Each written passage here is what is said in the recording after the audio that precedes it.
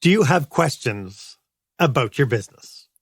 Today's going to be a really fun episode because today we are going to be looking at questions from the bag. That is, I will be picking some questions out of the bag, questions that people have submitted to me. I'm also going to open up to anybody who wants to ask questions. If you're watching this live, if you have a question, go ahead and put it in the chat.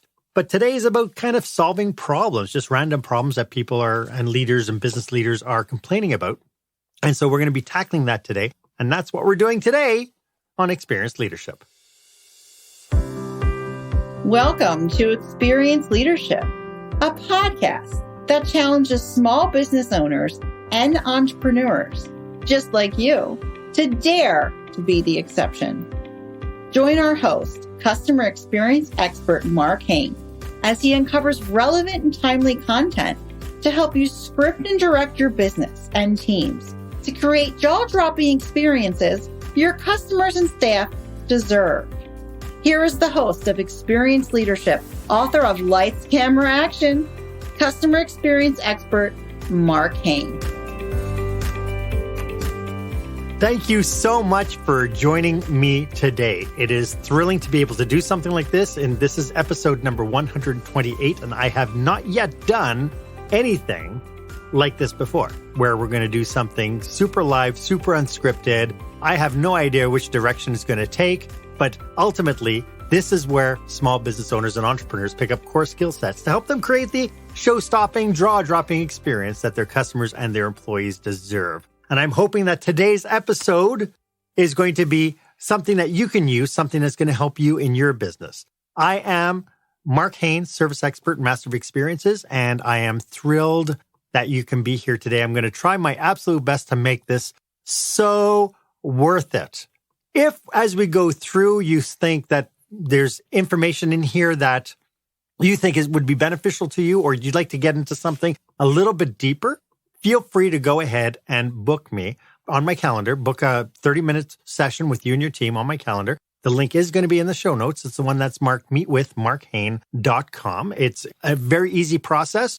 Book 30 minutes with me, and maybe we can start uncovering. Part of the challenge of doing this kind of questions out of a bag is I have no way to be able to push back into what you're asking and no way to push back and see if we could get clarification on some of the topics. I'm going to have to use a lot of assumptions, I think, today. So why don't we go ahead and get started? So I have a bunch of questions here. I limited it down to 8. I figure I don't know how many we're going to get through in our time together. So I'm just going to, at random, pick a question and we're just going to address it. So here's a question right here. Oh, I've been hearing the term quiet quitting. Shouldn't I just fire anyone who's being lazy and not performing? That's actually, pretty good. And I love this philosophy of quiet quitting in that what makes quiet quitting different from disengagement is that quiet quitting is an intentional level of disengagement, where disengagement as a whole is people evolve within their culture, within their work environments to become disengaged. And there's a lot of reasons why that would happen.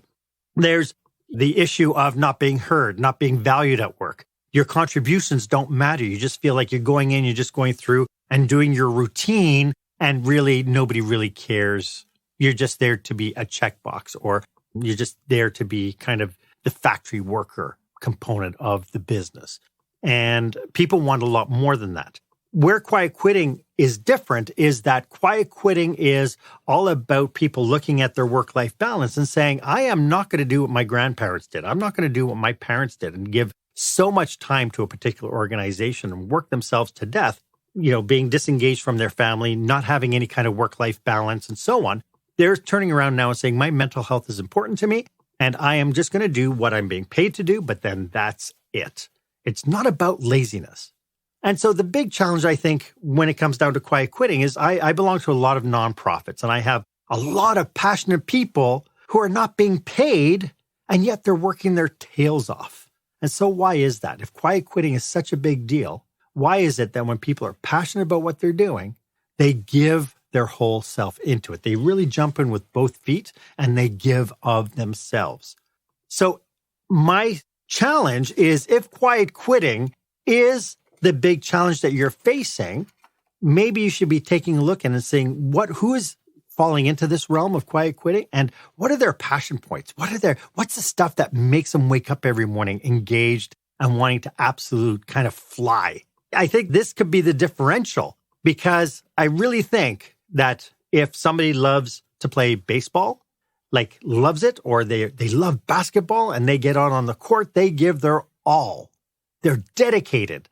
They want to learn. They want to develop. They want to push themselves forward. So is there aspects of the business within your business that people can start living their passion points? I hope that helps. Again, more than happy to have some comments in the comment box. If you want to push back, if you ask, this spawns a different question, please go ahead and put that in as well. Let's get on to a second topic. I've only seen these questions, by the way, just to copy and paste them onto a sheet that I could play with. So this question is, the labor shortage is killing us. We are running constant overtime, which is so expensive. My people are tired. There doesn't seem to be an end in sight. I hire someone and within months they quit.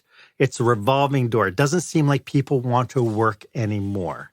This is funny that this one comes right after we talk about quiet quitting because this does have, there's different ramifications here. Now let's talk about labor shortages. Yes, the almost post-pandemic era now we're seeing that a lot of the entry-level positions are vacant. People are struggling to appeal to people. I was just at the Canadian Chefs Federation gala, and I was talking to some people at the table about the fact that it's so hard for them to be able to find staff. It's hard to find these people to come into the work. And the truth remains is that, through COVID, people got laid off.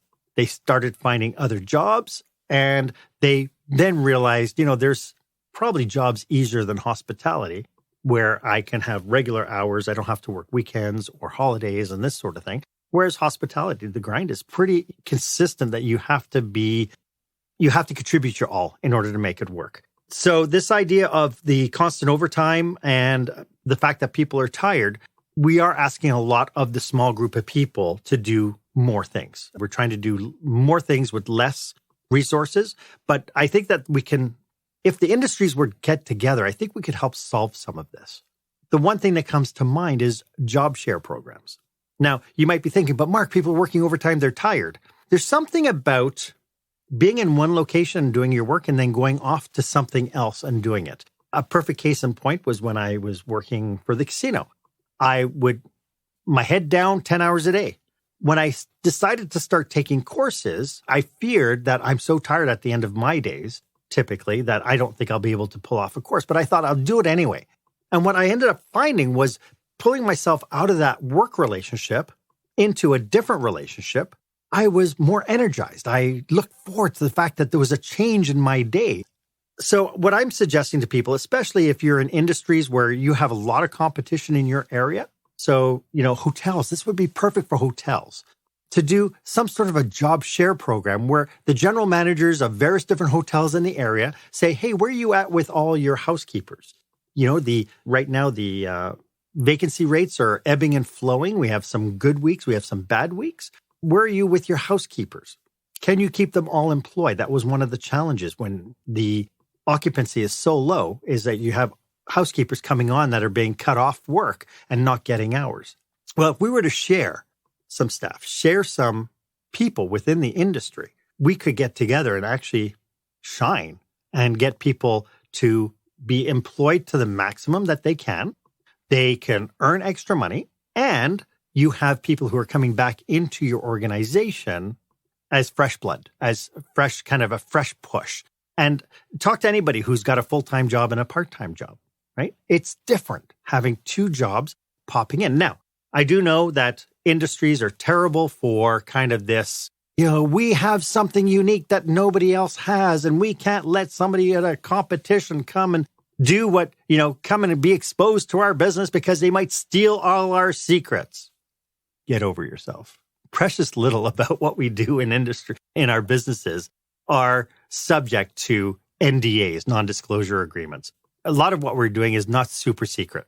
It really isn't. People know, your competition knows what you're doing. You know what your competition is doing anyway. Really, if we come together, we will have a much more powerful dynamic than not. we would have a much more powerful community of businesses if we started to share a little bit. This other part of this question was, I hire someone and within months they quit. It's a revolving door. It doesn't seem like people want to work anymore. This is a different issue altogether.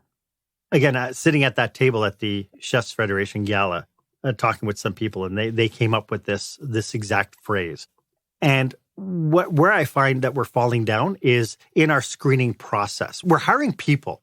And so the big thing that we have to be constantly cautious of is that people who are coming into our businesses have expectations. Just like we have expectations of them, they're coming into our business with their own sets of expectations. If people are coming in under one bill of goods, so if you say, hey, we have a flexible work schedule and we have, all these different benefits that are coming in, and people come in and go, yeah, that sounds good. And then you change as you go forward. So you no longer have flexible scheduling, or you're scheduling people when they've asked to be off. And, all the sales jargon stuff that happened at the very beginning is you're not delivering. That's when you're going to actually lose people.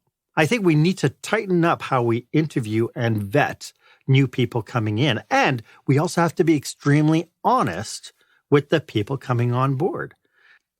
To tell people that they're only going to work 36 hours a week, but then you're pushing them to the full 44 hours all the time, and then you're constantly switching up their schedules last minute, that they have no work-life balance, or they're struggling to deliver what you've hired them to do.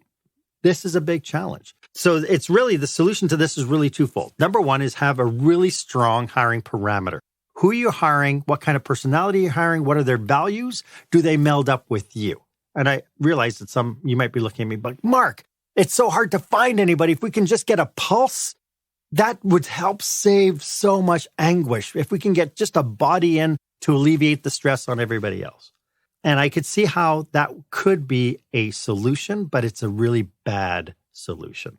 Because I bet you in 6 months' time, you're going to be looking at this person going, what the heck did I do? You create more problems when you're not fully prepared and fully defining who you want to hire into your positions, to the point where it becomes detrimental not only to that person that you've hired, but to your business, the coworkers who are having to deal with that person, and ultimately your customers will suffer as well. And the fact that they quit within months, it's because this is all about expectations.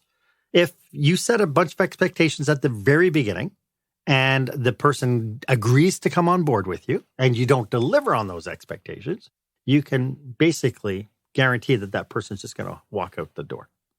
This has been great. Let's take a quick break, and then we will come back with some more questions from the bag.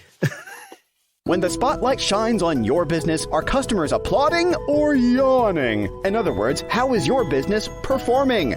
Make your business a star with the new book, Lights, Camera, Action, Business Operational Excellence Through the Lens of Live Theater by Marc Haine. Marc uses his business and acting experience to help you see your business like a live show, so you can create a performance your customers will never forget. Buy Lights, Camera, Action today at your favorite online retailer or directly at marchaine.com. Welcome back. I am doing questions from the bag. I'm challenged as I'm reading the questions because, I want to get into details. I want to be able to ask some clarifying questions and not be so presumptuous and not have to run off kind of my own assumptions of situations. The best I can do is just reflect kind of some of my own experiences with this. So I hope this is of value. So let's go into another question. And, this is another HR one. Wow. That's like 3 in a row.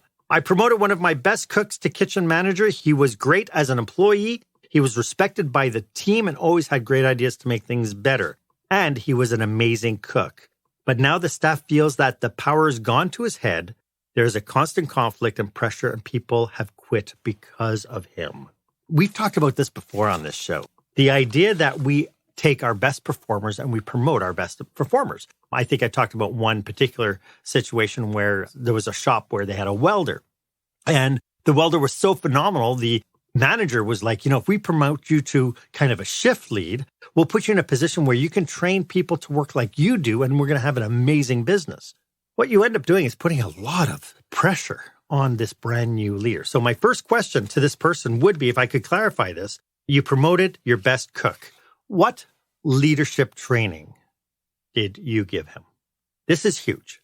Promoting a cook who has the capacity and competency to be able to put out great meals, has great timing, and be able to do things. And this is the same thing for anybody in a technician role, which is essentially what we're doing. We're hiring people who are in technician roles, who are really good at what they're doing. And then we're saying, what we want you to do now is change your skill sets and become a people person. We want you to become a people leader. We want you to not only manage things, but lead people. But we've not given them the training to be able to do that. And so we have a set of expectations when we promote this cook into a kitchen manager position, that he's going to be able to do scheduling. He's going to be able to quash whatever conflicts he has within his team. He's going to come up with new menu ideas and new things to be able to keep the flow of things going. We're going to ask him to hire people. And it's like all these things require training. And I bet you, if I was to talk to whoever wrote this question and ask the question, what leadership training did you provide him? It would be 0. Chances are what I would get is I would get a response of, well, we provided him with mentorship. He could come to me anytime for coaching. The challenge with that is it's kind of like if I wanted to do a brake job and I wanted to learn how to do my own brake job, is I can reach out to somebody and say, hey, I have this one screw. How do I fix it? And they go, oh, well, you need to be able to turn that counterclockwise. Okay, so then I go and then I get it off and it's like, oh, what about this spring? It's like you can do certain things with coaching, but until you build the whole capacity, you're asking people to band-aid their job performance and learn through osmosis by coming up to conflicts. You not only end up with unhappy employees, but the leader themselves are feeling unfulfilled. They don't understand why they're not doing well. I used to be so good. People used to love me. I don't know why. And, you hear things like, oh, well, he changed when he got promoted. And the person who got promoted goes, I've never changed. Honestly, I've never changed. But now you're putting all this pressure on him to do different things. And now he's got to make harder decisions that affect people, not just himself, but people around him. And he's doing it without being taught the capacity components to it. For me, this is a quick and easy fix. This is, you need to get this person some leadership training. You have to pull him off out of the kitchen and you need to pair him up with a real coach, a real leadership development specialist in order to make that happen. And that's probably the quickest way because obviously you have no time to send him to a 3-year university leadership course. So that would be my recommendation is you pair him up with a leadership coach, a leadership development specialist in order to help move him forward. And he's going to thank you for it in the long haul because the investment of time and money that you put into his development, A, will make him more effective, B, he'll stay longer. It's been proven that people who get trained will stay much longer and be loyal to you because of this capacity that you've helped him achieve. Great. I hope that answered that question. Here we go again. Another question. This one is leadership. My staff really hates change. Every time I put a new policy in place, they do nothing but complain and whine. Is there a good way to motivate my staff to want to change? This is really interesting. There's, again, a couple of components to this. One is attitude is implied here. The minute you turn around and talk to your staff about them whining, there seems to me that there is a lack of respect. This is something that you're feeling. So somewhere along the way, you're saying, my staff whine. It's an emotional reaction to your frustration for that. So just be very cautious. If you're using my staff are lazy, the whining and stuff, keep in mind that somewhere along the way, your feelings are being hurt and that you're reacting emotionally. And that's going to come through how you deal with your staff. So I would caution on using words like that and really try to get more onto the logical side of the argument rather than the emotional side. As to change, nobody likes change, but nobody expects anything to stay the same. It's a conundrum for sure. But fact of the matter is, we all evolve. We're not the same. Hopefully, we're not the same person we were a year ago or 5 years ago. We've evolved over time. Your business is going to evolve over time. And I think one of the reasons why some people get really frustrated with especially policy changes tend to be a management team or a manager decides, oh, I'm tired of this, so I'm going to make a policy. And then they throw it out there. And the policy is addressing the lowest common denominator within the team because there was a problem that the policy was there to solve. These are Band-Aids. I would suggest that you tighten up your team communication, that you start meeting more regularly with your team to be able to outline what challenges you're seeing within the businesses, what are things that are frustrating you, but at the same token, opening yourself up to talking to your staff about what's frustrating them. Nothing is worse than somebody coming up from on high, handicapping your performance based on a criteria that they believe is factual. And so when we do this thing about, I've created a new policy and I'm just going to put it out there, I would challenge that you would probably be better off bringing your team together, sitting down and outlining what the problem is, and then brainstorming a solution. A couple of things happen with this. Number one, you're not relying just on your brain to do the work. You tap into the expertise of the people around you. And again, this is something I'm constantly getting pushed back on. My minimum wage employees are minimum wage unskilled people. They have no expertise. And it's like, excuse me? The people doing the work every single day when I go into a hotel, the housekeepers know the rooms intricately. They know the flow of the processes that they have to do each and every day without us being able to sit down with them and help them understand what challenges we have in our business and then help letting them lend their voices to it. If we just rule from on high and just tell them what their reality is going to be, of course, you're going to get people who are going to be upset by it and people who are going to be challenged. Again, it's kind of like if we decide to play a game, right? If you and I get into a game and a third of the way through, I change the rules. How frustrating would that be? Okay, maybe not so much the first time, but what about the second, third, and fourth time?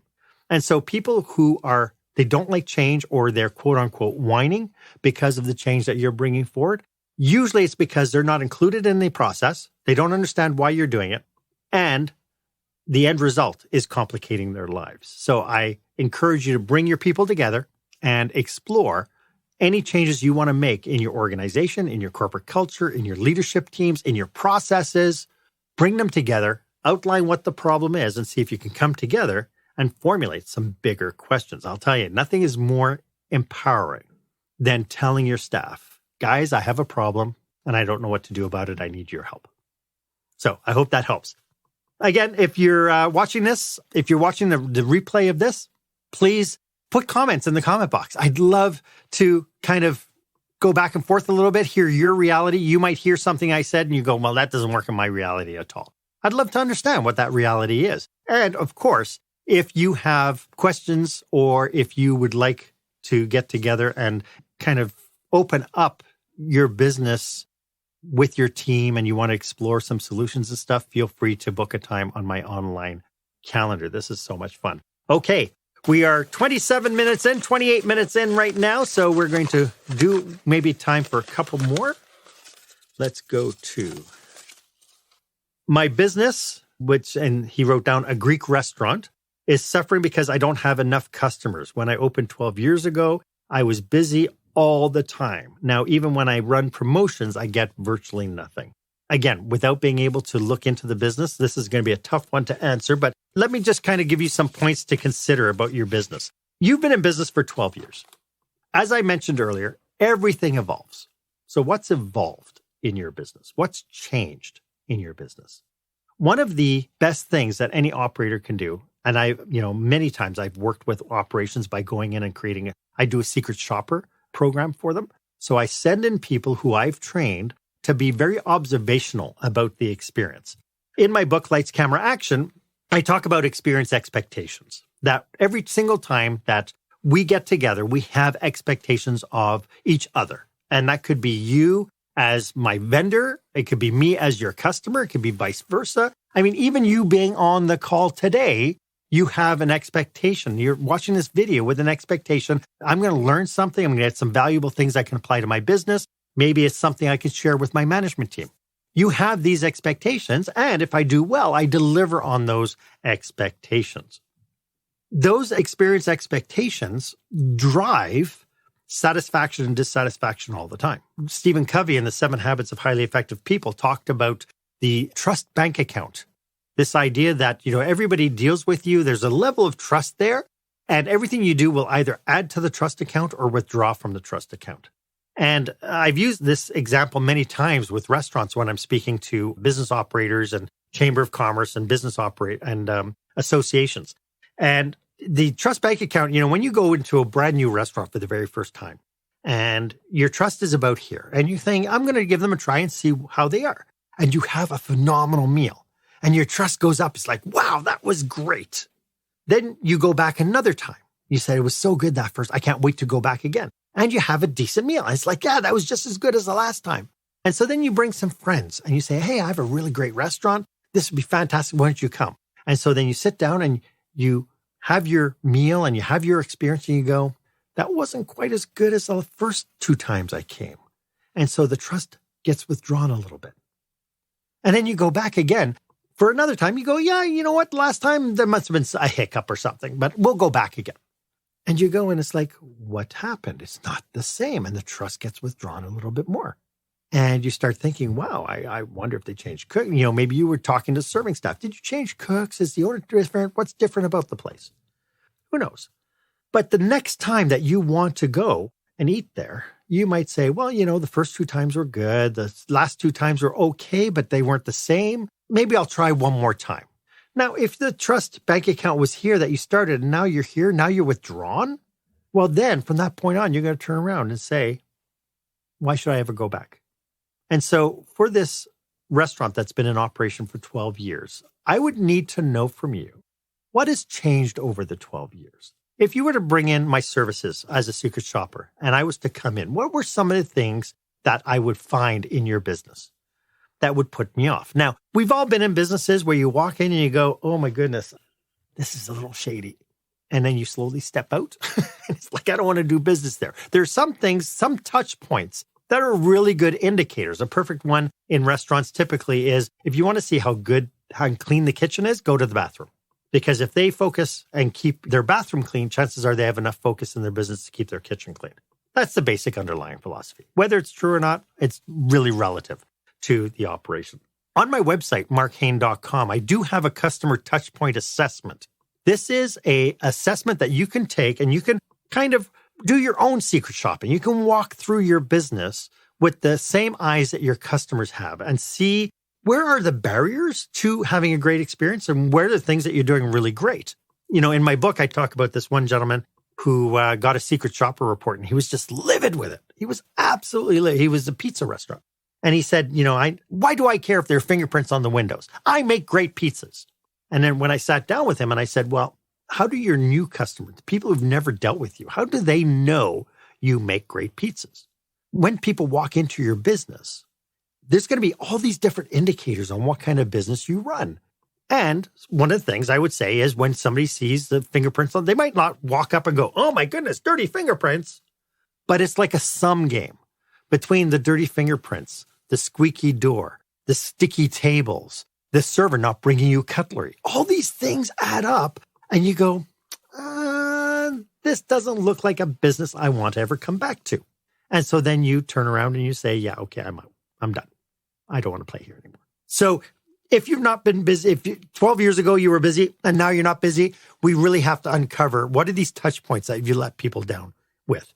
It could be over time that your food quality went down, your service quality standards are missing, any number of things. I do know that with that one gentleman that I mentioned in my book, that when he started focusing on the small things, the bigger things started to disappear. The bigger issues started to disappear. So as he started working on things on appearance, let's say like making sure that he had a routine to make sure the windows were clean, somebody oiled the door hinge, and so on, all of a sudden, like when I went in to visit him months later, I noticed that his staff were dressed differently. And I said, oh, did you implement a uniform policy? And he goes, no, I haven't. And so it turned out that because he was caring about what he was doing, his staff started caring more. And so they started taking more pride in what they were doing. So for your business, if you've lost all that business, you really have to take a look at what is it that's changed? How is my mindset? First and foremost, everything starts at the top. I hate to tell you, if your business is suffering, you can blame the customers all you want, but it's your problem. And chances are is you are probably the seed of the cause. And I know that that's probably going to make you say, oh, I've had enough of this guy. And you'll hang up you'll kill the replay. But the bottom line is everything does start at the top. And so if you could look at how have I changed over the years? How have my expectations changed over years? How do my customers rate me? Something else that you could do, go and check your reviews. Go look on Glassdoor for your employees, Indeed.com for your employees, any of the TripAdvisors, Expedia.com, Google reviews. What are people saying about you? And I challenge you to do it in a way that you're open to the feedback. If you look at a review, even look at a secret shop report and you get defensive, I'm going to ask you to park your ego and take your ego out of it. These are people who have had an experience with you. And as much as they don't understand how hard your life is, for them, it doesn't matter. They don't care how hard your life is. They came in with sets of expectations. If you didn't meet those expectations and they decide that it's so bad, I want to actually leave a review, then that's a you problem. It's not a them problem. So I would challenge that. And so again, if you feel that you need some help with this and you would like some intervention, maybe a new pair of eyes, feel free to book time on my calendar. We're going to take a quick break so I can clear my throat. We will be right back after this. Attention, meeting and event planners. Is your company or association planning a live or virtual conference, seminar, or staff retreat?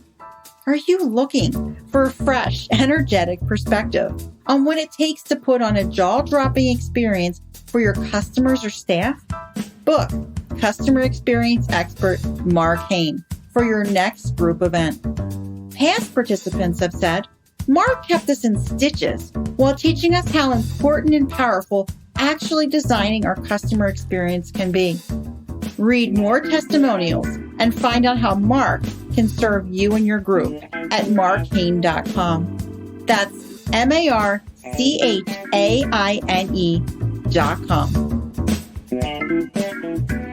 Welcome back. As you can tell, my throat is now clear. But as you can tell, I'm super passionate about this, the stuff that we talk about here on the show around leadership, business operations, and so on. I do believe that most of us have never been trained in business operations where, to the point that I talked about at the very beginning, we tend to be technicians first, and then we build a business around what we know, but we've never been trained in human resources or marketing or business operations or leadership and so on. And so sometimes getting an outside view of stuff really is helpful. If you think that what I've been talking about today is helpful and you belong to an association or an organization that you feel could use my help, please go ahead and book yourself on my online calendar. I would love to serve you. It's what I live for every day. It's what gets me out of bed every single day, is to know that I can help people who might not have the exposure to the experiences that I have had over my 30 plus years working with business operations and businesses. I do know when I've gone into businesses and they look like they haven't been cared for, I know that a lot of times that becomes situational. I do know when I was working in economic development, I was touring around to different businesses and I would ask them how business was. And they're like, my business is terrible. It's not very good. I'm losing customers, and on and on and on about how negative, they're negative, but their business looks negative as well. And when I stopped and asked them, why? Tell me how you started. Tell me how life was when you first started. All of a sudden, their eyes open and they get animated. They get excited. All of a sudden, I see the passion that they started with.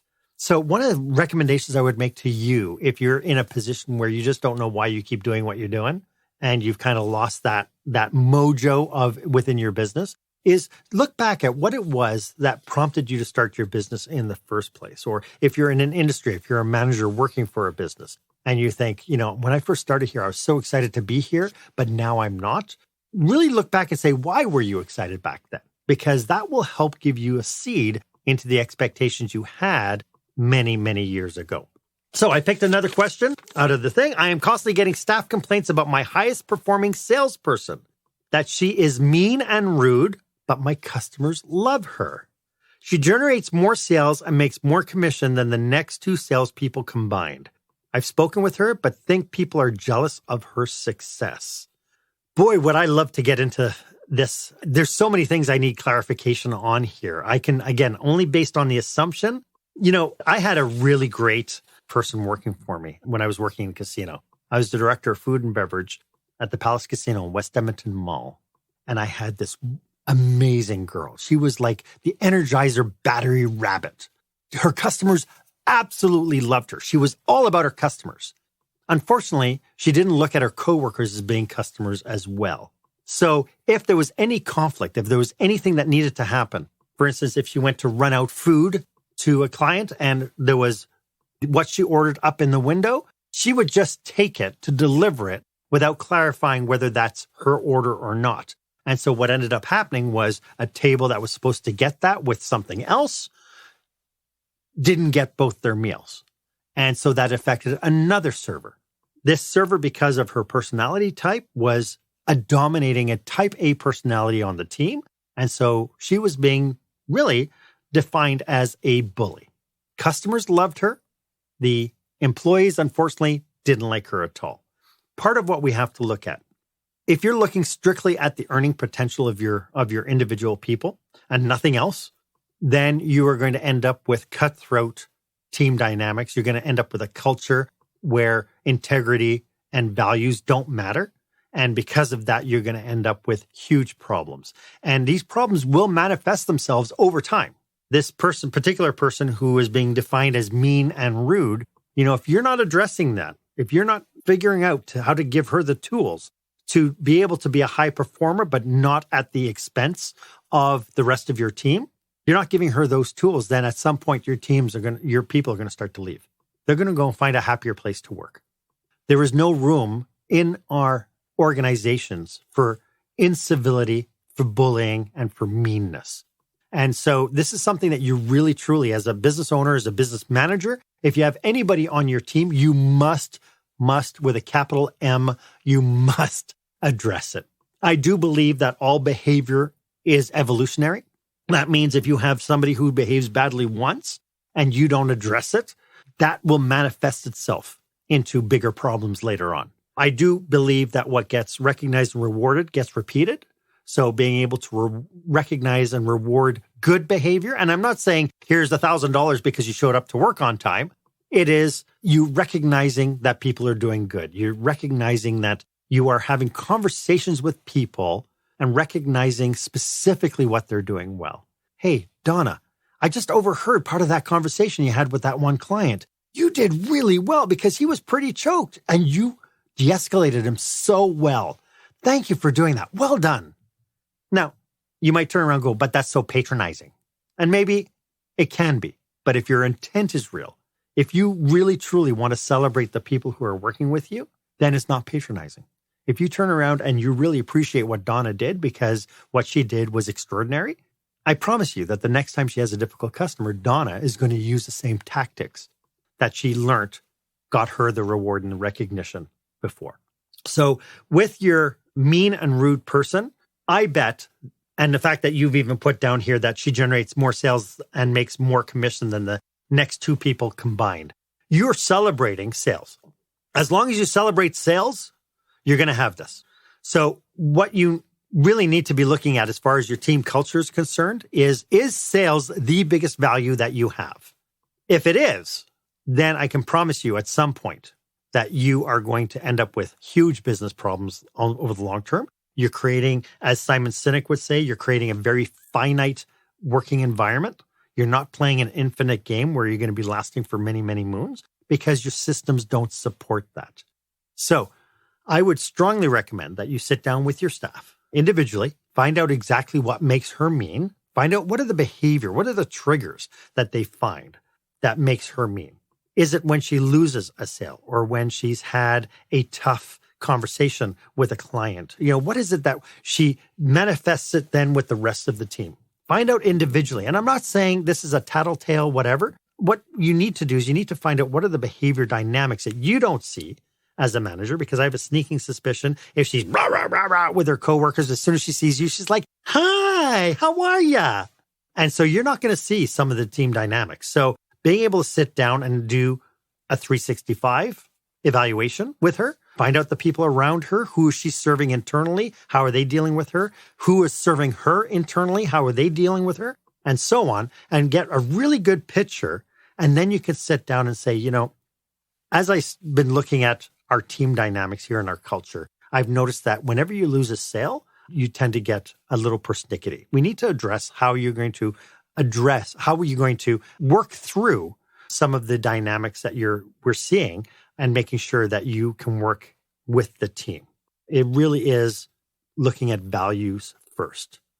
Values, I think, are the key. If her only reason for being is to step on everybody else so she can be successful, then you have a bigger problem. And I hate to say it, but you might have a cancer on your team, and a cancer needs to be treated if you want to have longevity in your business.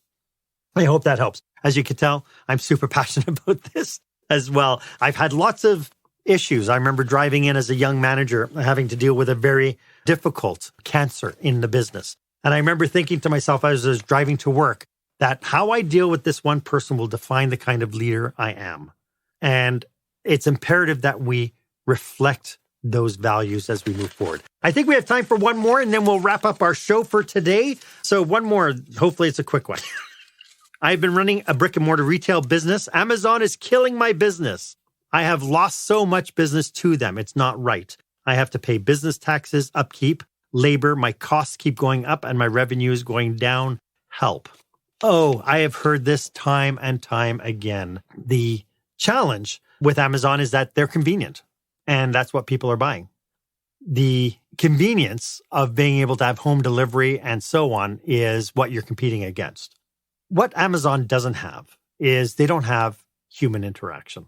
They don't have advice. They don't have the ability to build human relationships.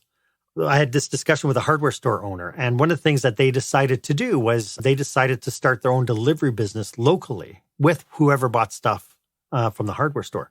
They decided they were going to do free delivery. Now, it's a relatively small community where I live, but what a difference that makes. That it's not just a faceless person dumping goods onto your porch. They're actually helping you load in your stuff, your purchases. They're coming to the door. They're treating you as if you're a human being.